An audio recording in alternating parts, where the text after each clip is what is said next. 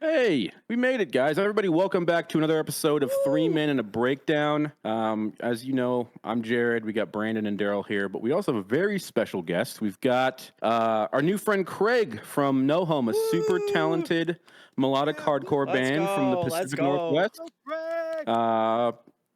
He's a Yeah, man. Their new record, "Hell Is All Around Us," is out now on Blood Blast distribution. They've also got vinyls for that record dropping mid-December via War Against Records. Thank you so much, Craig. Yeah, of course. Thanks for having me. Shout out, dude. The vinyl thing, I gotta get it off my chest because the vinyl thing is so special to me because yesterday was my 30th, Happy birthday. and I got a Victrola. I got a fucking Victrola from my girl, bro. And I already have so many records. Oh, Brandon's like, oh, fucking Vic. He's already shitting on the type of vinyl player I got. No, don't get it. It's gonna ruin your vinyls, dude. It's already purchased. All right, well, you're gonna fuck him up. I'm sorry. I'm just okay. Well, know. what vinyl do you have, Mister Vinyl God? I have an Audio Technica LP60. You fucking would know the brand. You would know the actual Audio Technica as well, dude. All right. Well, apparently I can only listen to each record I want once because it's going to eat my records. But so like a month ago, my girl asked me, she's like, give me 30 bands that you listen to. And I had no idea why. She's like, give me 30. So I'm like, fuck, I'm going through like my Spotify from like 2018. Cause you always know music until someone's like, hey man, what do you know about this band? And you're like, fuck, I don't know music at all. So dude, so she asked me, and then so in the collection, I'm looking at it right now. So I already had Brandon. You already know. I already had the Moxie vinyl. Let's go. Love Moxie, but she got me like some country one, and then she got me two bands that I put on there. She got me the Tesseract Portals LP, and then she also got me Tame Impala Currents, and I went, Tame Impala Currents? I didn't put Tame Impala on there. She goes, oh, you put Currents as the name of a band that you really like. And the name of Tame Impala's 2018 LP is Currents. No. So, dude, I love Tame Impala, but I was like, where did you get Tame Impala from? That worked out, I guess. Yeah, it worked out. Dude. But anyway, anyway, you were looking for Currents. Dude, I'm so stoked to have a vinyl player. I'm going to get so I'm moving in like a month. By the time this is out, I'll be moved. And I'm gonna have a nice little vinyl set. Dude, she got me like the rack, and like we're gonna start a vinyl collection. Brandon, you'll be happy to know I bid on a first edition Tesseract Altered State LP vinyl on eBay for $20. I'm currently winning that. Hope I win it. I don't know. Salutes to you. Salutes to you. Yeah. Anyway, enough about me. Craig, the man of the hour, No Home, super talented group of guys. I found out about you. I fuck with Dreambound pretty heavy, and I think I was just scrolling through like YouTube algorithm a couple months ago, and I sent the band out to all these guys, and I was like, yo, dude, like I haven't heard this kind of like nostalgia from this like melodic hardcore in a long time. And what really sold me was you guys did a music video in like your grandpa's house or something. No, I'm just kidding. It just looked like my grandpa's house. It was actually our guitarist's house, and we've filmed 3 videos there. Like in total. Hell yeah. Yeah, let's go. Dude, the ambience, the musicality, the vocal ability, like everything was there. And I was like, and the catchiness of the hook was what got me too. Cause I was like, dude, as the scene kind of evolves, I find myself like super nostalgic for like these 2000s clean, like super catchy choruses. And I like so like few and far between find it. But when I heard that, I was like, yo, this is that shit. So, dude, yeah, I fucked with that pretty heavy. I thought it was awesome. Appreciate that. Yeah, that's what I don't want to say that's what I grew up on, because truly what I grew up on was like ultra Christian contemporary DC. Hey, welcome to the club. Welcome to the club. Yeah, that's all of us. And growing up, like truly, like my all-time favorite artist, hands down, no questions asked, is NSYNC. Wow, 110%. Let's rock. They were the first like what's that? So let's see, in about math is hard. Like 9 days ish. No, 19 days ish. I'm gonna be 34, I think. 33 or 34. Okay, you're hitting the stride with us. Yeah. Yeah. But yeah, like they were the first. What's that? I'm a Scorpio, dog. Shut down, Daryl. Halloween. Oh, you're a Halloween baby? Fuck yeah, dude. Wow, let's rock. Brandon's a March baby. I'm a Libra, and Daryl's a Libra too. Fair. Yeah, that's a Pisces baby. NSYNC was the first like secular group that I ever really got to listen to, and it's because of because of the Disney Channel, because they would do like their little concert series. Yeah. So that was how I learned about them, and I remember selling my mom on the idea of letting me listen to them because they did that song "God Must Have Spent a Little More Time on You." So even when I was in second grade and just heard of them, I was like, "No, Mom, they're Christian. Like they have a song called God Must Have Spent a Little More Time on You." And so, you know, as I got older, eventually got into heavier stuff, and of course, Under Oath became like a staple. That was the only way that I was going to be able to listen to heavier stuff. But like, I'd like to think that I carried that like love of pop and like, you know, just secular music into trying to make catchy choruses. That's my favorite thing to do. But so do you like JT solo stuff or just NSYNC? JT's a talented dude, but I never really listened to his stuff all that much. After Celebrity came out, which is obviously like their last record, I kind of just stopped listening to any of their projects. Super hyped about the potential of them doing a reunion though. Like catch me there singing every single word. They're putting out a song, I think. So yeah, which is wild. I remember third grade doing the elementary school talent show, and I did This I Promise You, and that is still my go-to karaoke song. Hell yeah, bro. That's awesome. Dude, my go-to karaoke song is Dragula, which means that nobody ever lets me do karaoke, so it's kind of a win for everyone. I will let you do karaoke if you. Yeah, we're doing karaoke when we come out to Texas. Let's go. There you go, dude. I really want to. It's such a fun thing to do, but like it's hard to find any good karaoke spots.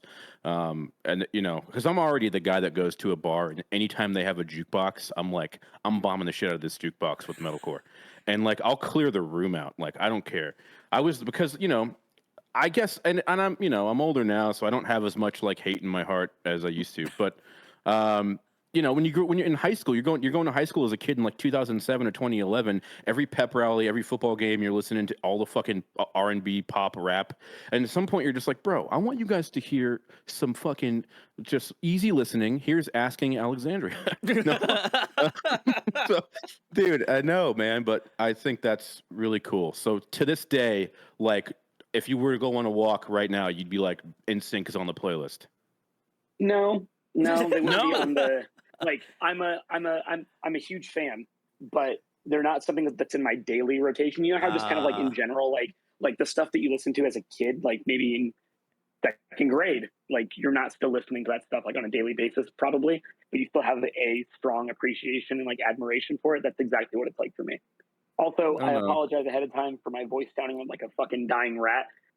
We're gearing up, you know, to get back out on the road and stuff, and so my voice is a little bit tired. So just as a heads up. All good, Big man. salutes. Well, I think your comment about Daryl hasn't heard a new band since 2008, so I think he might disagree with you. But fuck off, man. Wow, you're throwing everyone under for us today, aren't you? No, you know who really? That's my dad. My dad will send me a fucking phobia. Like last week, he sent me Phobia. He's like, check this out. It's fucking awesome. I'm like, Dad, this Breaking Benjamin album has been out for 18 or 19 years. Like, I know it. Let him live, man. All right. Papa Jared needs to live, all right? So that's what I'm saying. But I also got to give a shout out. I saw that you guys are going to be on tour, or you are going to tour with the Ongoing Concept. I got to interview the boy over at, for Ongoing Concept. So go tell Dawson I said hello. He's my homie. Will do. That guy. And by the time this comes out, we will have already done the tour. So. Hey, okay. Well, tell Dawson I said hello. Dawson. Yeah, are you doing a local run or? Yeah, it's just 4 dates in the Pacific Northwest. We're doing, or we will have done, Spokane, Seattle, Portland, and Bend. Okay. Very nice. Yeah. So, It's funny that you said about the Christian thing because we all like in the first episode we ever did we talked about that. But like the first band I ever got into was a band like that in that scene was called Demon Hunter, and there was no telling my grandma that a band named Demon Hunter was a Christian band. Until we showed up at the Christian bookstore, and I was like, "Yo, in your face!" And rather than like back down, she was like, "I don't know how this got in here, but this is terrible." She like thought it was a mistake. She went up to the guy at the front counter. She's like, "Excuse me, this type of music is not allowed in my home, and it's being sold here, so I have to go somewhere else now." Like, yeah, thanks, family. Dude, I remember I think it was like my freshman year or sophomore year of high school. I was doing some like shitty little like high school band, and all we did was play covers. And I remember like the show that we were playing was for the high school bonfire that we had, and the principal like pulled the plug because like I jumped off stage and tried to get people to mosh and shit, just trying to instigate. Yeah.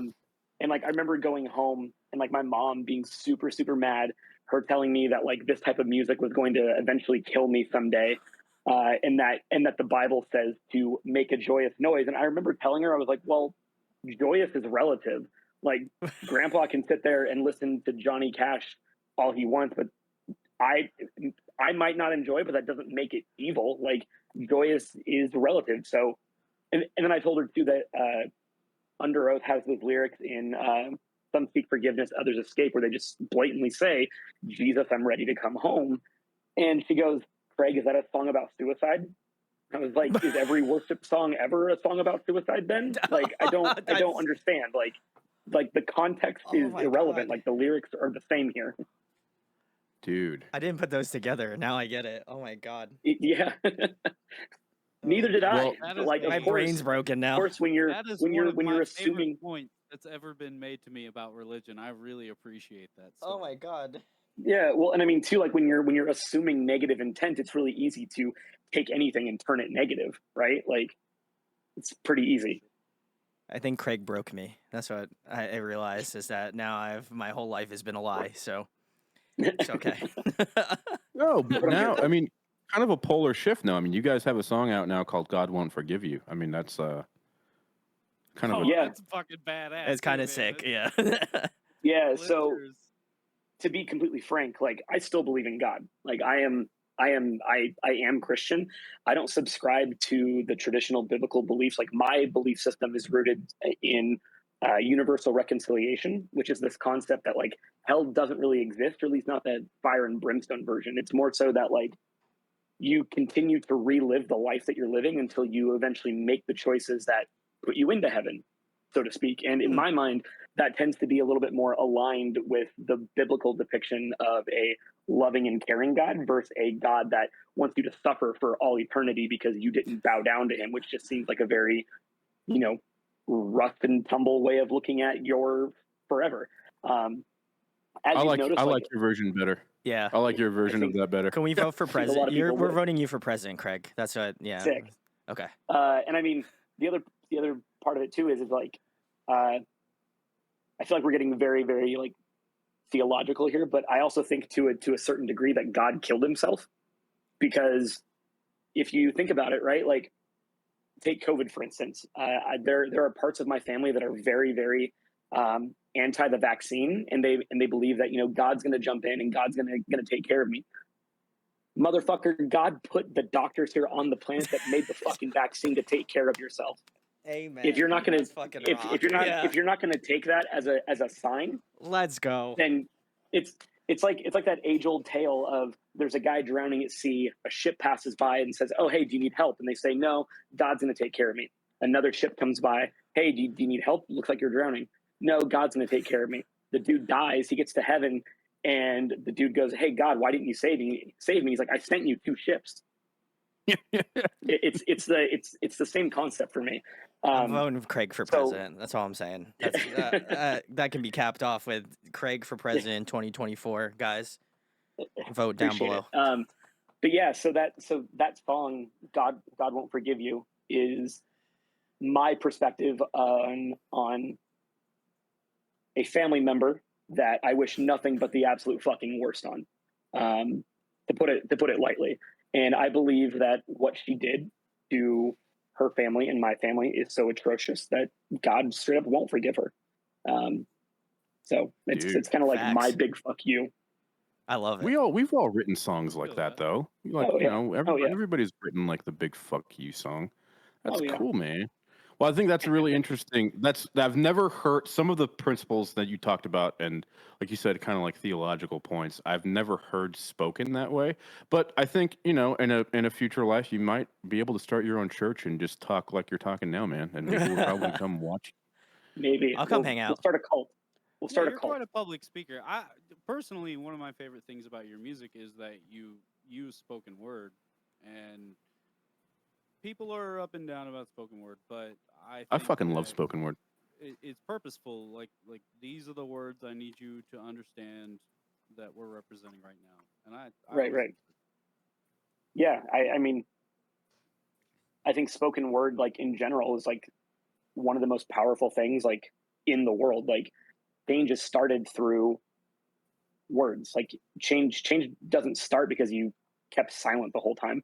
And so, one of the main things that I try to do within our band in general is like, I really believe in music with a message. I remember growing up, like, you guys called out nostalgia, and I guess you could boil our whole fucking band down to nostalgia, really. But like, I remember bands getting up there and talking every single night, whether it was about God and people not enjoying that, or talking about mental health, or like why their band exists. So I really try to focus on that because that's what connected to me when I was growing up. Like, I want to hear the message, I want to see the passion. Like, it's cool that you can get up there and perform every single night and play everything 100% perfect, but truthfully, if I wanted that, I would just listen to the record and I wouldn't be at your show. You want to make an impact. That's fact. Yeah. That's fair. Yeah. I'm looking to connect with you, not stand perfectly still, sing every note the way I could, pack my shit up and go home. Like, I'm looking to connect with people. And, we've had people reach out to me directly saying like how much of an impact like our music has had on them. And that's worth more than any amount of money that we could possibly ever make from this, which we don't really make money off it, but it's ultimately like, it's not really about that. Like, if the music is connected with one person and made their lives better in some way, or they feel that they're now being represented in some fashion, like, then that's all I need for us to have been considered a success in my mind. Couldn't agree more. And then, I mean, so Brandon, make a note. Craig likes music with a message. So if we're ever in PNW, we're not taking him to see Amir or Attila. Oh, I fucking love Amir. Yeah. Right. My joke backfired. That's my best day ever. He hit you with a reverse Uno card. He was like, no, fuck that. I actually love that band. Shout out. Yeah. They're great. Amir, especially with Josh Travis, because it's fucking incredible. Dude, he's Glass Cloud. Yeah. I relate to you a lot. I mean, if you were the preacher, I'm the choir, man. Like, I want messages.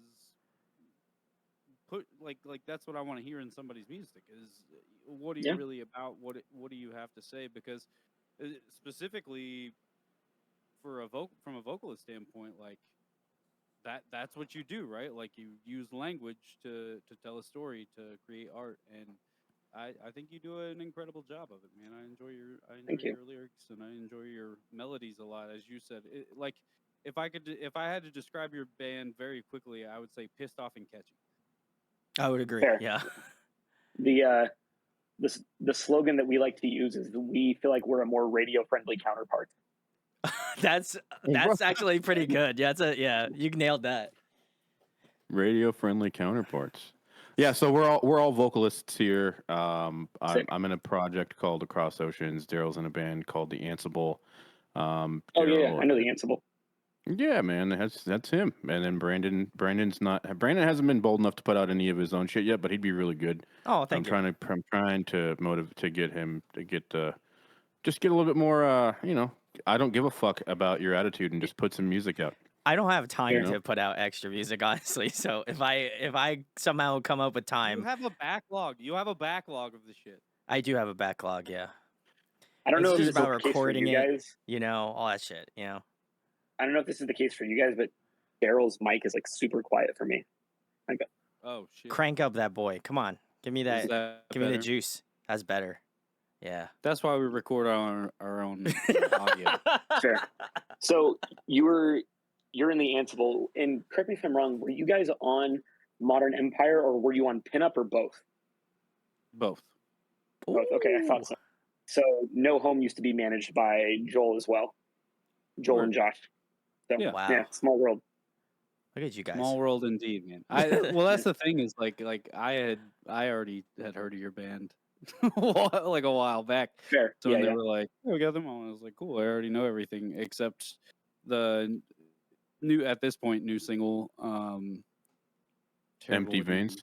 Thank you. Yeah, like that. I hadn't heard that, so I listened to that. Fair. It just came out like a couple weeks ago. Out, yeah. Yeah. It was like right before my birthday, and that is like a pissed off catchy song. Honestly, like it's so good. Like you have a good algorithm to your songwriting.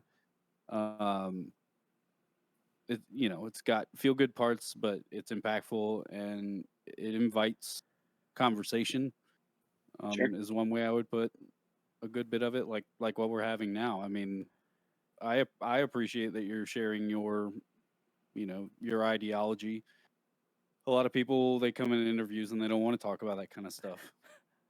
Yeah, I mean, I'm sure that this will either one take people by surprise to hear that I believe in God and that I'm a Christian, but I'm not like so like, oh my God, like everyone needs to like. I'm not going to start witnessing to people like at all because that's my belief system, and that's for me. If someone else wants to tag along with that, cool. If not, I don't give a shit.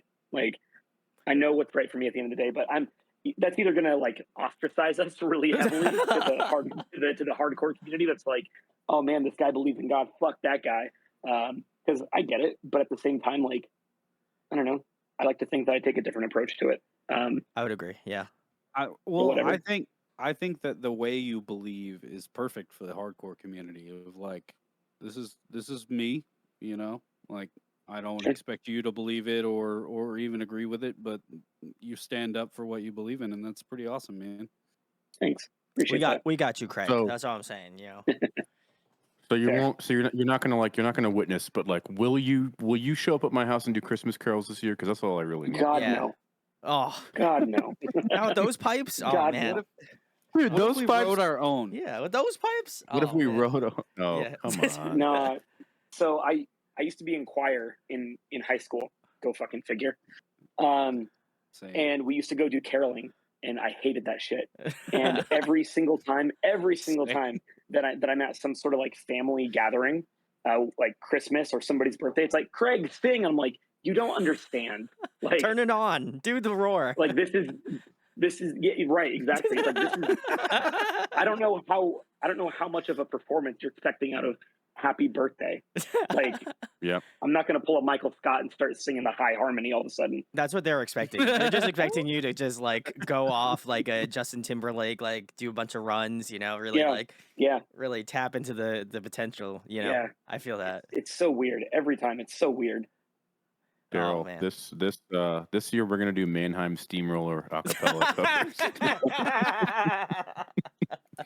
Oh man, dude, Craig, the running joke there. That's an the inside running joke. Yeah, it's an old joke from another episode where like, so I am really bad with specific names. So like Daryl will be like, yeah, this band, and he'll like throw a name out, and I'll be like, oh, you mean like this band? And he's like, no, not at all like that band. And so that one was Manchester Orchestra, and I went, oh. I always get them confused with Mannheim Steamroller. And he looked, he's like, dude, it's Christmas music from the 90s. What the fuck? How can you get that confused? I'm more of a Trans-Siberia Orchestra guy, No, but you know what? Now, Daryl, there is a band with a similar name to Manchester Orchestra that sounds like Coheed, and I don't know who it is now because I just thought of it again. But I was like, oh, this sounds like, when I remember hearing them for the first time years ago, and I went, this sounds like Coheed. But now it's going to bother me for the rest of the freaking show. We're going to find out. Let us know in the comments if you know. Yeah, it maybe in the next like 20 minutes that'll just pop in my head and I'll be able to tell you. But at this point, I have no idea. So Craig, do you have any guesses? I feel like you might. Manchester United. Manchester United. Oh, hell yeah. Let's go. Okay. Some football. Well, the I'm looking now on like the fans also like thing, and it's like none of that's helping me either. I'm so pissed. I'll figure it out. It's always you're down the rabbit hole. Yeah, you're down the rabbit hole. No, it's too late. It's too late. Yeah, I'm never gonna find it.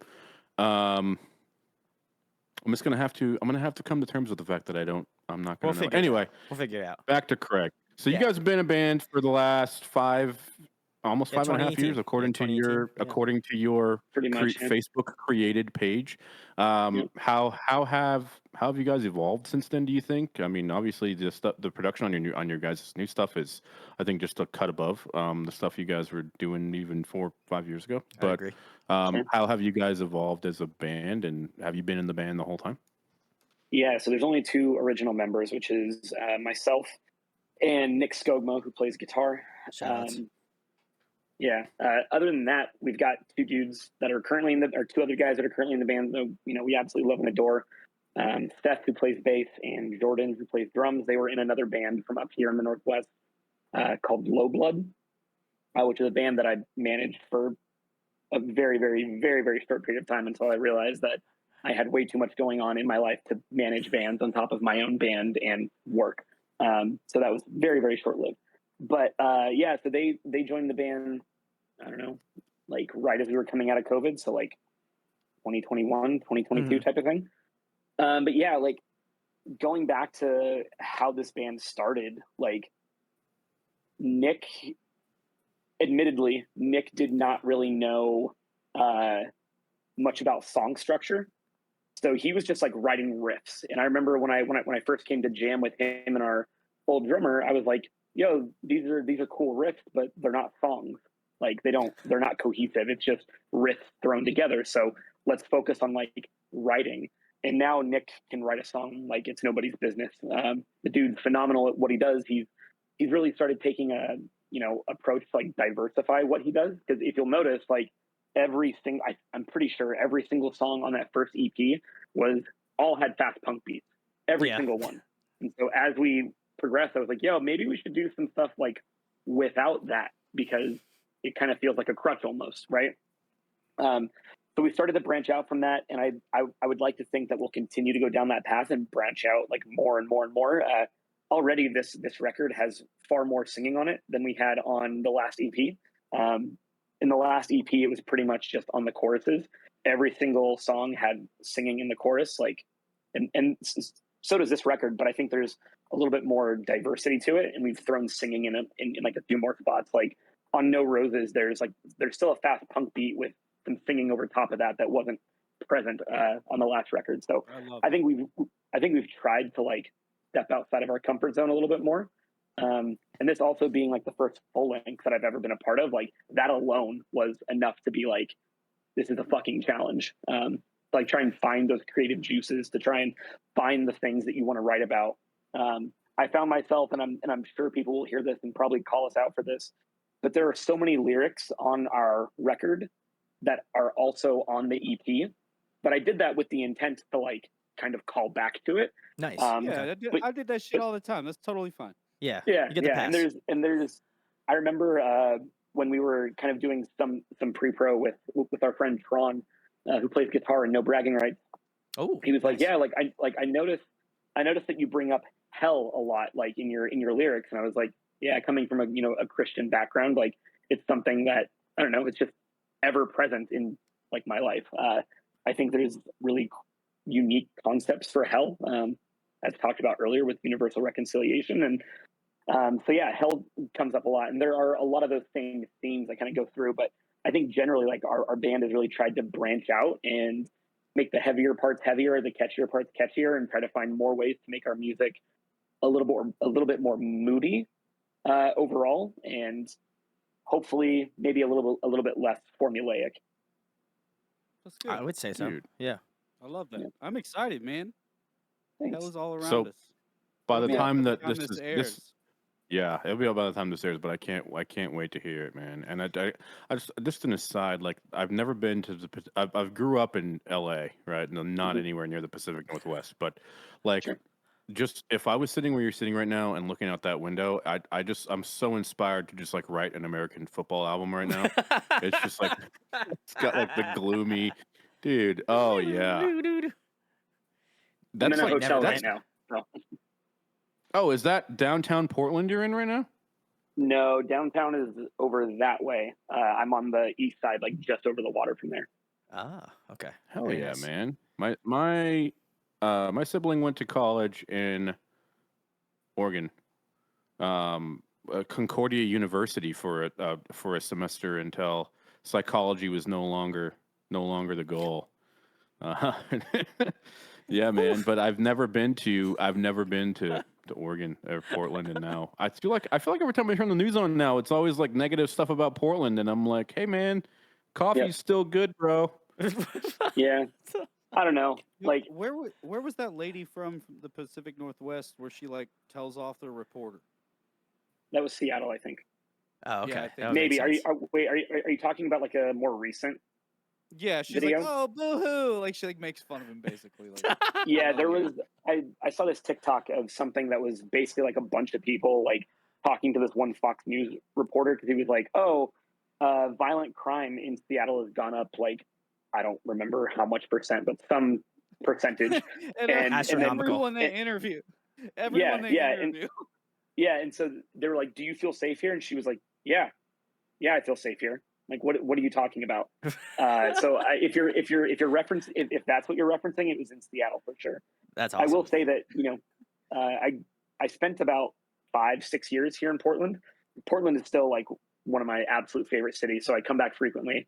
In fact, after this, I'm going to go to the Blazer preseason game. I'm a huge basketball fan. Oh, let's rock. Yeah. But yeah, like Portland's not the same city that it was 10 years ago, but I think you'd be hard pressed to find any city that stays the same throughout the duration of its history. It's definitely not the best version of itself, that's for sure. But as far as I'm concerned, like the positives outweigh the negatives. I know that there are a lot of people that would disagree with me, but I don't fucking care. Like it's a city I love, and no one's gonna sway that opinion of mine.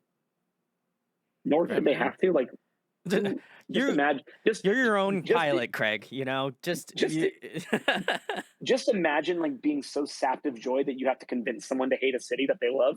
Like, I don't know. That's my Jared thing might know a thing or two about it. With Philly. So poor Brandon, Philadelphia, bro. Yeah, Brandon lives close to Philly, and he doesn't even really claim. He doesn't even claim the city as his own. I also lived in New Jersey, so to be fair, he's a Jersey boy. Yeah, but like every chance I get to shit on dunks, Philly, yeah, he just does it. I'm not gonna do it today. I'm not really feeling it. But it's and the funny part is that Brandon and Daryl just met up there to go see Sleep Token. Yes, we did. What is it? The Fillmore? No, it was at Union Transfer. Oh, okay. Yeah, but the Fillmore is in Philly, right? The Fillmore is in Philly. There's a couple. It's like a chain, so like there's a couple different Fillmores there across the United States. Brandon, do you know like there's a video YouTube channel called like Hate 56 or something on YouTube. He's also in Philly. I met him. All of that. Okay, so have you been to so Jesus Peace plays those things a lot? Oh like, yeah, it's every like July they have like this giant festival. And the video I love the videos because it's always like it's always like one old guy that shouldn't be there and like a bunch of dudes who haven't showered in 4 days like just beating the shit out of them. In the video. I'm gonna pitch to get No Home on This Is Hardcore next year. I'll try. We would love that. I think Craig would fit super well. Craig and No Home. Guys, let's vote for Craig and No Home. Let's just don't spam Sonny because he's a nice dude and I've met him multiple times. But like, if you want to put like a positive approach to it, I mean, I feel like he'd be like, I guess I could try it, man. It's fine. Let's do it. Yeah, fair. This is hardcore. It'd be pretty funny if this like blew up. We'll take whatever Kevin we can get. We're not picky. He's like, hey man, we get you on This Is Hardcore, but what do you feel about on Warped Tour?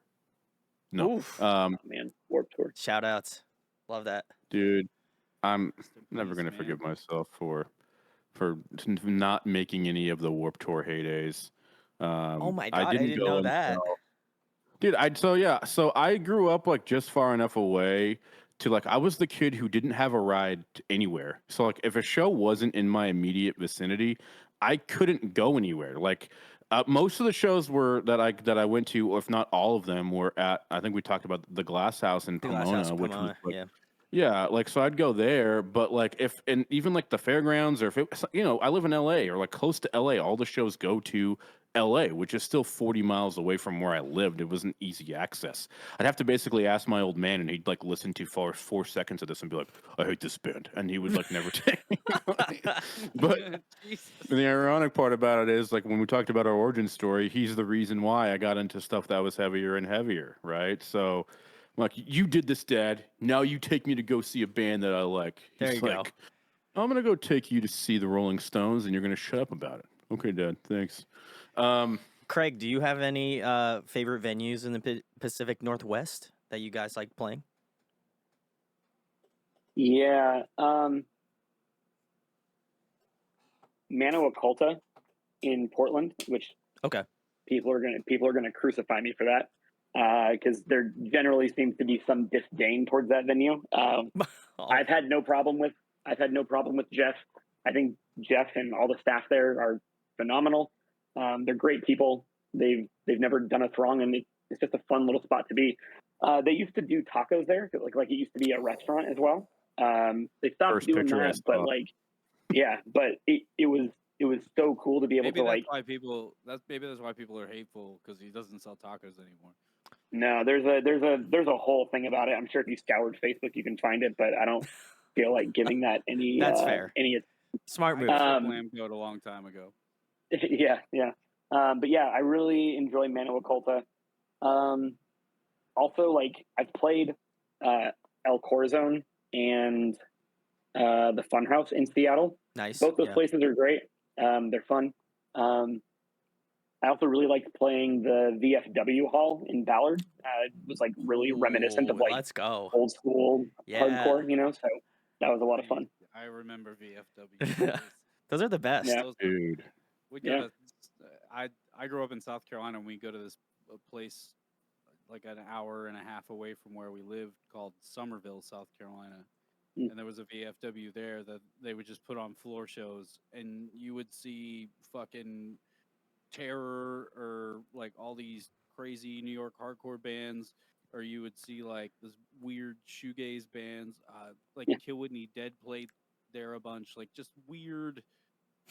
a weird place that you could go see a show. I miss the days too, where like it didn't matter what town you were in, somebody would put a show together for you.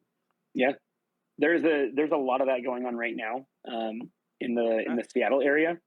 I don't remember the name of or if there's even really a name of the production company, but Alex from the band Kaizo and all the dudes in Lilith, primarily the vocalist whose name escapes me right now, which I'm going to get shit for as well, but I'm awful with names. The vocalist of this band Lilith from Seattle also throws shows. They actually recently did a Ballard VFW Hall show as well, and that was really cool to attend. So yeah, the DIY scene up here seems to be like the thing right now. Very sick. Love to hear it. That's cool, man. There's some kids back in my hometown that are doing that again, like using pretty much any place they can to throw a show, and successfully doing so, like getting high guest counts, and the venues are continuing to put on the shows and stuff, which is really cool because I felt like at some point, like you got to a point where it got harder to find just like a bar that would put on a show. They'd have a stage, but like, we don't do that. And now I remember people are going back to it. Yeah, I remember growing up and like going to shows down in Eugene, Oregon, because I used to live pretty close to there. But like a lot of venues like didn't want to hold hardcore shows, not necessarily because of like the moshing or the hardcore dancing, but like the fights that would always break out. Like whenever you went to a show in Eugene, it was almost guaranteed that a fight was going to break out. Like no question. There was this venue that was like attached to the University of Oregon. It was called Agate Hall, and there were a ton of hardcore shows there, but like people kept getting into fights. So Agate Hall was like, you guys can't book here anymore. So like that's what seems to cause a lot of venues appear to die. I'm really glad you said the name of that place again. Because I was so confused the first time around. Anyway, don't have to give any more stock to that. Agate Hall, guys. Agate. Agate Hall. There you go. You did it, Jared. I'm so proud of you. It doesn't matter what coast you're on. We still have a fight problem here. Brandon's parents don't live far from me, so when he comes to visit, I fist fight his mom. So I take him to a show, and it just gets. It got a little rough. It got a little hot and heavy. Man. Got a little hot and heavy. His parents to a show? No. No, I took Brandon. Okay. To a show. We went to a show I mean, together. I guess I would take his parents to a show. Please don't. That's not good. Look, let's go see Reliant K, guys. Why do you gotta bring my mom into this? Why do you gotta bring my mom into it? This is weird. I would. I'm never, here. Ever... At least if I wasn't here, you could talk about it. You know. We're not talking shit about your mom. Lovely. You just said you were gonna crowd kill my mom. Who said that? You I just. Oh, Daryl. Nice, Daryl. I would never ever. Good dig. I know. Ever. I don't care. Like I was always the Positcore kid in the scene growing up, and I still am if we're talking specifics. But what we talk? Yeah, I mean. So, anyways, Brandon comes to the show, and fucking fights break out, and I'm just like, God, some things never change. And I was just, yeah, truly. And then I drove Like, Daryl dude, home. I don't know. sometimes you miss the point. It's like, hey, we're all here because we all need to vent. We all need that space where we feel like ourselves, and don't be fighting. Yeah, Dude, Daryl, Or at did you? least go I don't know. outside. Come and Take It, formerly Grizzly Hall, right? Austin's local venue. Woo. I don't know if Daryl is like if he has any stories here, but dude, whenever I would go to a show, because I haven't been in several years, but like whenever I would go to a show there, I would pretty much just stand by myself and just mind my own business. Sometimes I would mosh but it was so many risks because the floor was so slippery and the boards were not that awesome, so like you could fall anyway. But dude, there was like a group of security guards that would stand on the perimeter of the floor, like hoping, almost like praying someone would get into a fight. And only one time I saw it, there was a guy who actually, it wasn't his fault. It was this big giant drunk guy who was just like, he thought he could mosh, but he couldn't. So he ended up like elbowing this guy in the face. And in retaliation, the innocent bystander was like, yo, dude. So he pushed him back into the pit. Well, apparently, like all the security guards saw was like some form of like an appendage fly towards someone, and then in retaliation, somebody push him back. He absolutely NFL linebacker picks this guy up and body slams him into the ground, and his nose is like bleeding, and he like drags him out, and everybody around him is like, dude, it was not his fault, bro. It was not. But by this point, the guy is already like Tim Lambesis, too juiced up for words, and he just drags him out of there anyway. So he just drags him out of there anyway, and they come back in, and so the rest of the show, everyone's like, I guess we can't move or we're going to get clotheslined. So Brandon's still reeling from that Tim Lambesis. Oh my God! What show was that? No, I never saw anything. I think it was Signs of the Swarm. So there was already that. There was already like that crowd base sense. there. You know, yeah, you can say less. I get it. Signs of the Swarm, Filth, and Angel Maker. Oh yeah, say less. Makes sense. Yeah, I went to that show. What? There's no way I saw you there. Filth are like old homies. Oh my God, you guys, it's scary. Dude, okay, I'm gonna give Craig a little I'm gonna give Craig a little backstory on this. So apparently, Jared and Daryl lived in the same town for like many years and went to the same shows and didn't realize that they lived in the same town until they met me, because I asked them to be a part of this podcast that we're now doing. Not in the same town. Not even the same town. Same he city. was busting. Remember, so Dave Williams came on the show last time. He was in he's ex-guitarist in Catch Your Breath. Lived in the same they had that neighborhood. Bro, he worked at an Italian restaurant 3/4 of a mile from my apartment in the Domain. That's how fucked it is. Wow. They were wild. Like 6 degrees of separation or less. I don't even less know. For sure. Crazy.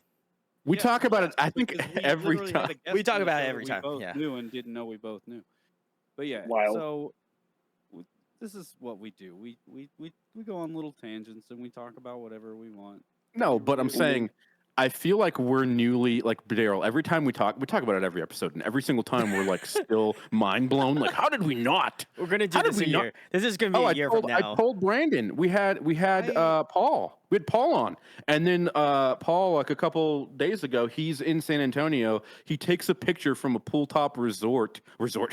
So I digress. No resorts in San Antonio. From a pool top hotel, and he has a picture of the Frost Tower building, which is right next to my house. And I'm like, Paul, like, you're just in my fucking city, like, just chilling. I was like, yeah, bro, we're leaving tomorrow. I didn't see until it was like way too late to go hang out with him. But damn, dude, Paul was here. I know, you told us that. That was wild. To my point, speaking of Craig's like awesome VW, what is the VFW? There was a venue in where I grew up in Rancho Cucamonga called the Nitty Gritty, and it was a church. It was a bona fide like actual church, but it had this second name called the Nitty Gritty, and like literally like the night before, As Blood Runs Black could play the Nitty Gritty, and you know they're not religious folk now. Like, and the next day, like some kid just got like, there's probably drugs and like molestation and all kinds of weird shit that happened, and then the very next day, it's like a church service is happening in the same place, and everybody like is none the wiser. Then R.I.P. Nitty Gritty. They had their last show like 9 years ago, but their last show, I mean, it was Brandon. Their last show was Stick to Your Gun. So like people went and played. Yeah, let's go hardcore, baby. Love it. But I want to go see now, dude. If you ever play a VFW, I don't care where it is. If you play a VFW again, I will go to wherever it is because I just want to see. I want it to be like the Denny's Grand Slam, where like there was like one unsuspecting trucker at 8 o'clock trying to eat his breakfast, and he's just like, why is this happening right now? Questioning every decision in his life that led to this moment. Yeah, dude. How much have you guys been touring? Yeah. Speaking. Not much since COVID happened. We had a booking agent for a while, and then we lost that booking agent because he just went on to do other things and just stopped booking. Sure. So we've just kind of been trying to get back out on the road more, but now we're partnered with Restless Mind Booking. So we're trying to get out this spring. Hopefully something in the summer as well. So yeah, it hasn't been too terribly much as of late, but you know, back in 2019, I think we did like 6 weeks worth of touring, which not a metric ton at all, but it's something. We did a couple runs with, or we did one run with Distinguisher. That was the West Coast and then into Canada. We did a run with Samsara and Mugshot, which was like a West Coast thing that we had to cut short. And then we did something with Mother Sound, which was like 2 or 3 days, so very, very short-lived. Then we did a run out to No Sleep Fest and back in October of 2019 with Farewell. And then a year ago, we did a run with No Bragging Rights. It was a small little 3-day run here in the Northwest. So, yeah, we've been trying to stay active. Hopefully come out east. So, we'd love to. Man. Love to if see you guys ever come, it's kind of weird because we're all in different places. We are. PA, Texas, Carolina. But I'll definitely be at a show. No home. Hell yeah. I'm really sad because I'm moving, and the metalcore venue that is like local to San Antonio is literally like within walking distance, and I'm going to be moving 40 miles away from it. Not to say that I won't still come down here, but dude, Vibes Event Center is like a stone's throw away. And I think Devil Wears Prada is playing there Sunday, and I'm like, I've seen them like 4 times in the past year, like, and I'm like, come on, dude, who doesn't want to go see them again? Playing that and Landmarks. Dude. I love Devil Wears tight. Prada. It's gonna be I've tight. never seen Landmarks. Landmarks is Dude, wild. You should take advantage of the fact that you live that close to a venue while you can. Boy, Yeah. I can feel. I'm gonna I go. can feel the hatred flowing through Daryl right now. No, there's no hatred. He's genuinely trying to be helpful. I appreciate it. But I'm gonna go see. He meant the hatred I have about my location. Yes, exactly. Oh, I thought you meant towards. Yeah. I thought Daryl was like, yeah, hate. Wait, are you wearing a Co-Wetzel t-shirt right now? What the fuck's happening? Yeah, I got homies that work for him, and they were here a few weeks ago, and they gave me this shirt, and I was building some acoustic panels in the garage, and then I had to do this, so I just came up wearing this fucking woodsy ass Wetzel flannel, true countryman, untamed it's looking good. Look I've got going on. Yeah, I don't very know, northwest of you. Very northwest. Yeah, well, hey man, it's perspective because it's very southern of me as well. That's also facts. Hate on that, dude. One of the guys who mixed and mastered one of the songs on our first EP is now the touring sound guy for Hot Mulligan. Very nice. So every time he comes through, I'm like, I'm gonna go see you, Isaiah, and then it just never ends up happening because I'm not all that. I don't probably a cardinal sin to say what I'm about to say, but I'm not all that motivated to go watch Hot Mulligan. I mean, I know they're good, but I'm not. Bruh, what's wrong with you? Is that like? Are you a Hot Mulligan fan? I like Hot Mulligan. Okay. Yeah, I would go see. All right. Well, So the new record, man. We got the new record out. Is there anything you said it was so admittedly, I have never had the balls to do an LP. Every time me and Damien get together, because we don't write music a whole lot, it's basically just like, hey, we're gonna put 5 songs out. Dude, you gotta do the LP, dude. I'm telling you. Dude, I think we will. So we're gonna when we go record this song with Dave at the beginning of the month. I think it will turn into, but it will be more like Co-Wetzel than it will be like anything else that we've done. Wow. So I can't really. Anyway, back to my point before I was so ungraciously derailed by Brandon and Daryl. What was the hardest part about the LP? What did you find most rewarding? And do you have any favorite songs that you think may go under the radar? Yeah, so I think the hardest part was just writing it, like in general. I've never done a full length. Nick has never written a full length. So it was like, we knew what we were trying to do, which was sit down, write a record, drop it out, see if anyone would pick it up. We knew that we were going to be paying for all of it ourselves. Like, we just knew that like this was going to be 100% on us. And I think the hardest part was just sitting down to write it. And I think for me personally, that's always the most difficult part, because for me, I am always worried, number one, that like I'm coming across cheesy, right? Like that's the biggest concern that I always have. Like, okay, like I think this is cool, but am I the only one that thinks this is cool? Like, does this sound genuine? Like, is this cheesy? Is this too played out? Like, you start to get really caught up in that.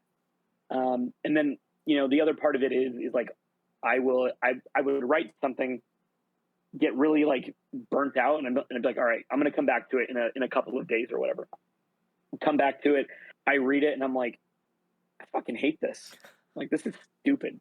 So then starting back over from square one all over again. And even like, when you're on a deadline to try and get things done, even if it's a self-imposed deadline, you start to feel like you're forcing the creativity. I'm trying to force myself to write things, and I don't know if this is really it, So that was hard for me. I think the other hard part was that this was, because it was so DIY, it was a very disjointed process. So we recorded guitar and bass with our ex-drummer. Then we had our guitarist write all of the drums. And then we had somebody else mix it and master it. And then I went to somebody else completely to go track vocals. And so as I was tracking vocals, we were still in the process of tracking the whole record, but we had like the structure all built out. So it like that whole process just felt really disjointed. It wound up costing us a little bit more than it should have, just from severe need of like song changing and needing to go back and like retrack some things. So that I think that's the part of it that people don't understand is like, it truly is like building a project. Like for anyone that's familiar with projects at like work or whatever, like you're building something and you should have a roadmap and certain things need to be done by certain dates, etc. So yeah, that was definitely the most difficult part. As far as the whole production process is a elaborate puzzle that you it is pieces that you put together. Even just the songwriting process is the same thing. There's complexity, there's a lot of hands in it. I also wanted to say on your first fear of the cheese,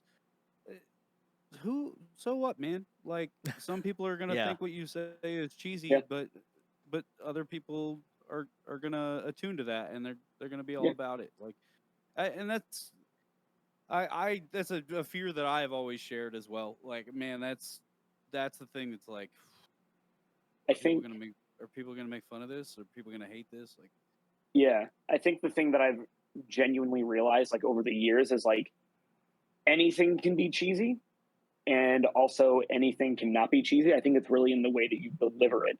It's that old saying of like it's not what you say but how you say it type of thing. For sure. Like if you say it with like conviction, then there's a lot less like scrutiny behind it, I think. I live my life by that mantra, by the way. Yeah. It's not what you say, it's how you say it. Yeah, exactly. And then as far as like favorite songs, I think my favorite song is one that hasn't been released. It's going to be the next song that we pushed off of the record, which will obviously, again, be out by now, but it's called Do Not Stand at My Grave and Weep. The song, and man, I already hear people calling us out for this, but I wrote this song about my cat. Hell yeah! People are gonna be like, oh, like you guys ripped off Counterparts. I wrote this song before that song ever came out. We just put it out way later. Let's go. But yeah, like I wrote that song about my cat. I remember like finishing writing it and like reading the lyrics back to myself and like just bawling my eyes out because it made me so sad, like thinking about it.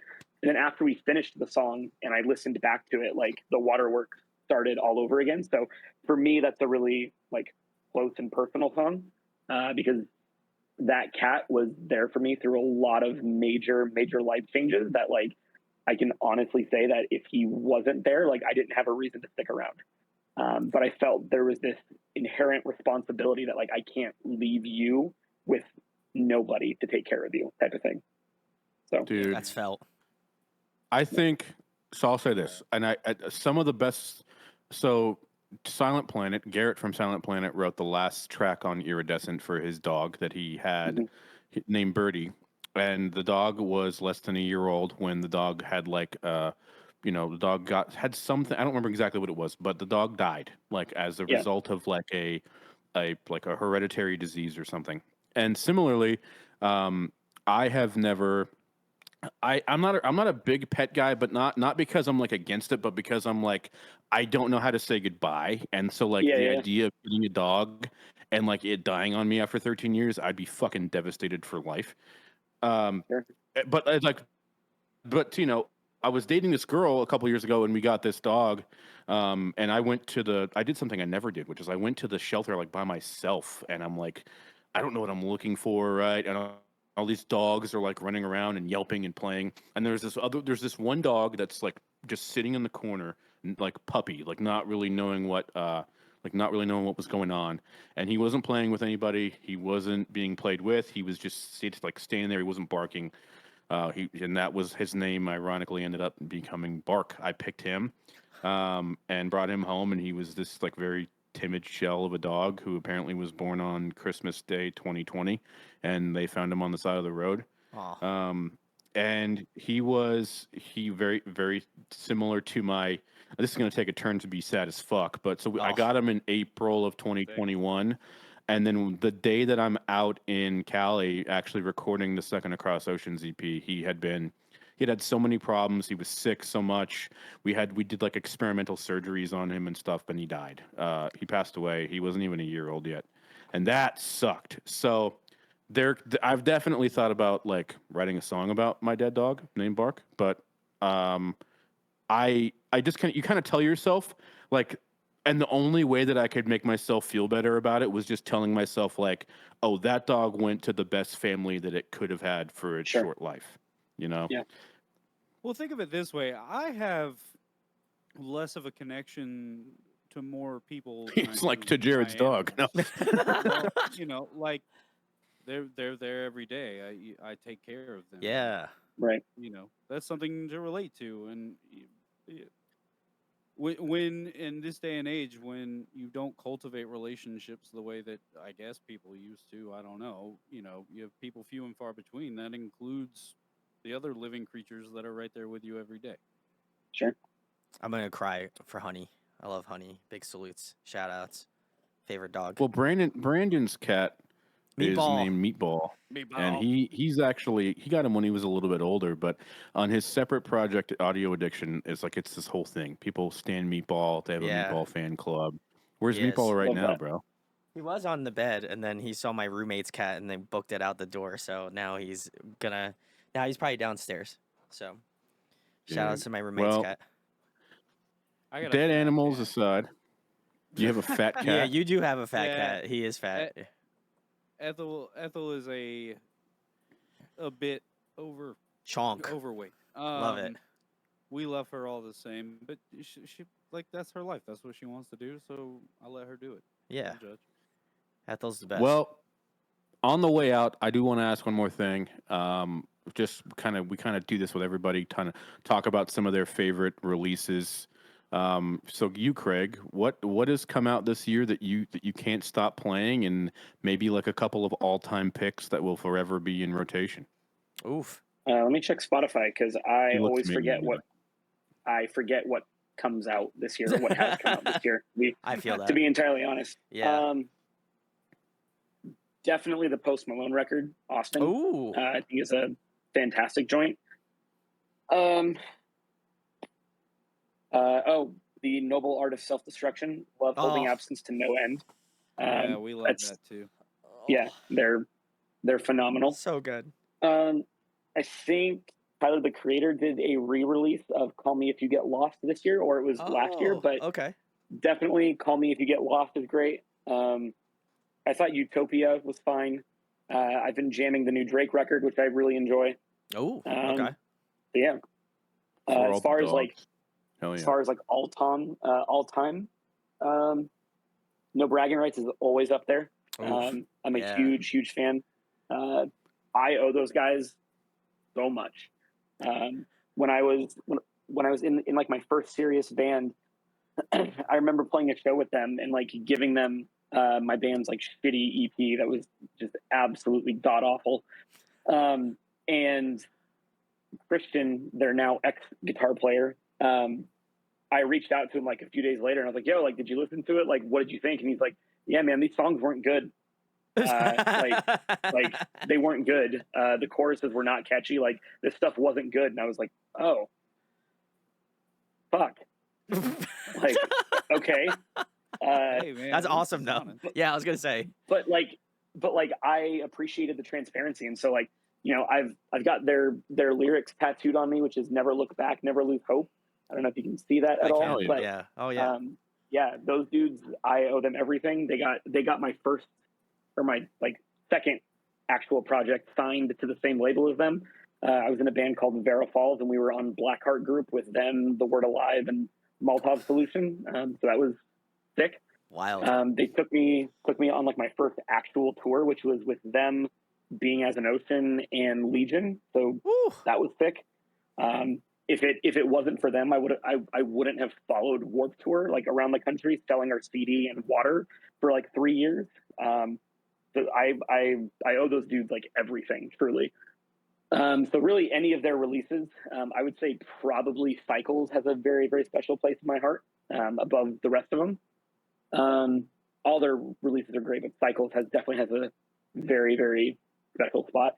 Let's see what else. Yeah, whenever you ask about music, I don't know about music anymore. No, typical dude, thing okay. that happens. You To know, your point, because you said it earlier. That was the hardest thing for me to like get overcome. I'm 22 years old. I'm doing Across Oceans #1, which in retrospect is terrible. But like I'm putting music out and I'm like super excited about it, but I have no clue how to write a riff. Like I don't Brandon would know this. Suffocate is the last song on our first album. It was originally intended to be like this 7.5 minute ballad. What? And I show up. Dude, I know. I show up to the studio and I track all the guitars. I'm there all day, and I can see that the guy. His name is Mario, my friend. I could see Mario like kind of just like, okay, this goes here. Okay, like he's trying to make sense of it in his brain. So finally, at the end of the day, I feel like I just did a solid ass job of putting down these tracks. So I'm asking him, and I'm like, hey bro, how did I do? And I'm expecting him to just be like, oh, you crushed it, you killed it. I'm like, this sounds like an actual song, right? He's like, well, no. Like, all I wanted to hear was that I did a great job, but he actually saved it to make it what it ended up being on the final, like the final version of it, which was helpful. Because, kind of like to Daryl's point with spoken word, I had so many ideas and so many things I wanted to talk about in this one song, but it was just it wasn't a song. It was just a hodgepodge of ripped off Wage War riffs. And it was like, it was just me thinking that I was like writing something nice, and it sucked. Yeah. So less is more sometimes. Yeah. The hardest thing to get over is especially if you write all of your own music is not riff salading. Like, don't riff salad. Yeah. You know, even if you're playing progressive music, like, don't. But Periphery does it, and it sounds awesome. Everything has to have a. They also have had like 4 albums to everything work still that has a out. purpose. So Well, yeah. most of the time. I also think too that there's Oh, go Craig. ahead. I also think that there's a time and a place for it. So like if you go and listen to Attila's About That Life, those are like, most of those songs are just riffs, but they're short, they're sweet, to the point. You couldn't like write a song like our guitarist loves that very first Counterparts record that I can't remember the name of off the top of my head. Is it Prophets? I'm surprised Brandon didn't have it like right in the. I don't know if it was Prophets. I said, is it Prophets? That's what I said. Oh. Let me check it out. No, the current will carry us. Wait, that's not right. I was gonna say that was a different album title. I'm gonna look it up. I'm looking it up. Oh, I guess it is. Yeah, the current will carry us. He loves that record, and he says that he loves it because there's not a single part that repeats. I would agree with that. Yeah. But now if you go back and listen to it, like for me at least, it's like this record feels so long because nothing repeats. Like, these aren't songs; they're just things thrown together. There's no familiarity. Yeah, there's no home base. Right. Yeah. Meanwhile, you have bands like Attila who just write stupid, ignorant riff, and it's a song. You know what I mean? Like, no shade, but that's what it is. It's just straight, like. But it works for them, right? Like they get away with it, and I love that for them. Like, sure. Dude, that guy's put together a whole empire. Stay sick. Yeah. But even if you look at if you look at Immure, right? Sure, their stuff is super simple, but they've even gotten to the point where they're bringing stuff back over and over and over. And I think a lot of that is Joshua Travis.